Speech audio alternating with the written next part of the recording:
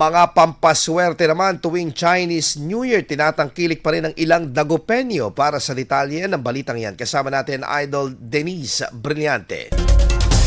104.7 IFM Report. Ilang Dagupenyo ang patuloy na naniniwala at nagsasagawa ng iba't ibang pampaswerteng tradisyon tuwing sumasapit ang Chinese New Year. Si Aling LV na matagal nang nagbebenta ng palamig ay naniniwala pa rin sa mga pampaswerte kagaya ng paghahain ng tikoy. Niniwala din ako. Yung pampaswerte at saka yung mga pula, magsuot sila ng pula at saka yung tikoy, yung mga pagkain.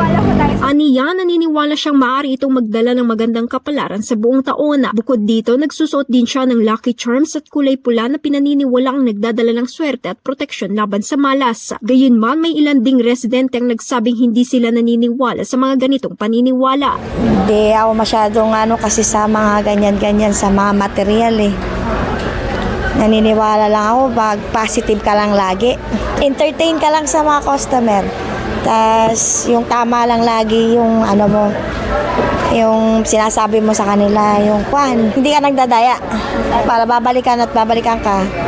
Tas mura yung presyo mo. Kaugnay nito, sa lungsod ng Dagupan City ay taon-taong pinagdiriwang Chinese New Year na kadalasang tinatawag na Friendship Day. Ngayong Pebrero 16 hanggang 17, magsasagawa ng Chinese New Year Food Bazaar sa lungsod bilang bahagi ng selebrasyon ng 2026 Chinese New Year Friendship Day na layuning patatagin ang ugnayan ng Chinese-Filipino culture habang sama-samang sinasalubong ang panibagong taon. Kasama mula rito sa IFM News Dagupan, ito si Idol Denise Brillante Tatak. IFM IFM News. IFM News. IFM News.